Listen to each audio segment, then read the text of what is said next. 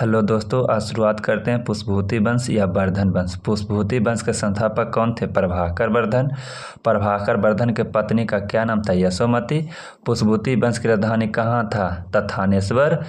थानेश्वर अंबाला। अंबाला किस राज्य में पड़ता था? हरियाणा। प्रभाकर वर्धन की उपाधि क्या क्या था? परमा भट्टारक और महाराजा धीराज। प्रभाकर वर्धन के कितने बेटा था? 2। एक का नाम था राजवर्धन और दूसरा का नाम था हर्षवर्धन। प्रभाकर वर्धन की पुत्री का क्या नाम है? तो कन्याश्री।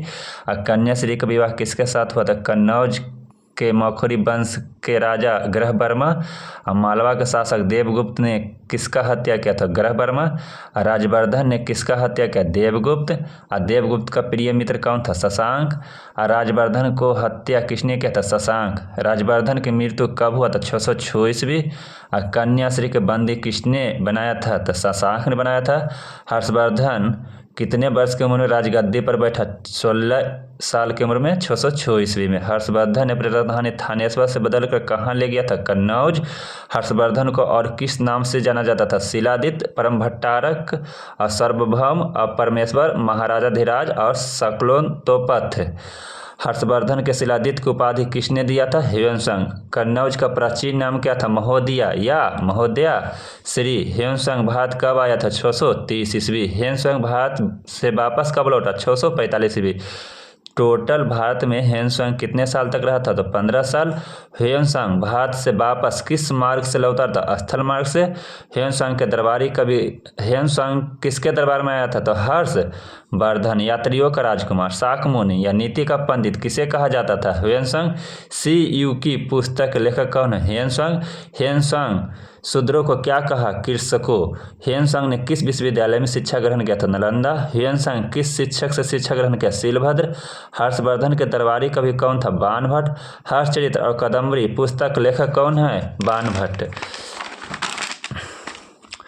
हर्षवर्धन की पुस्तक कौन था? रत्नावली, नागानंद, प्रियदर्शिका। 2 विशाल धार्मिक सम्मेलन कब हुआ था? 643 में।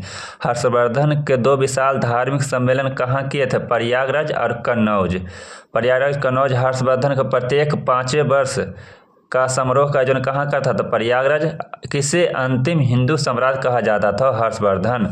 हर्षचरित्र में सिंचाई के साधन के रूप में किसका प्रयोग करता था? तुला यंत्र या जल पंप। हर्षवर्धन के समय सूती वस्त्रों का निर्माण कहाँ होता था? तो मथुरा। हर्षचरित्र में प्रांतीय शासक के लिए कौन सा शब्द लाया था? लोकपाल। हर्ष के समय अश्वसेना के अधिकारियों को क्या कहते थे? बृहदेश्वर। हर्ष के समय पैदल सेनाधिकारियों को क्या कहते थे? बलाधिकृत या महाबलाधिकृत। हर्ष के समय पुलिस कर्मियों को क्या कहा जाता था? चाट या भाट। बाणभट्ट के गुरु कौन थे? भरूच। फिर से याद कर लीजिएगा, बाणभट्ट के गुरु कौन थे? भरूच। हर्ष के अधीनस्थ शासक को क्या कहा जाता था? महाराजा और महासामंत। हर्ष के मंत्रिपरिषद में मंत्री को क्या कहा जाता था? सचिव या अमात्य। हर्ष के समय प्रांत को क्या कहा जाता था? भुक्ति। हर्ष और पुलकेशन द्वितीय के बीच का युद्ध किस नदी के किनारे हुआ? नर्मदा। हर्ष और पुलकेशन द्वितीय के बीच युद्ध में कौन पराजित हुआ? हर्षवर्धन। हेलो दोस्त, आज का वीडियो यहीं तक समाप्त होता है। कल से दक्षिण भारत के प्रमुख राजवंश होगा।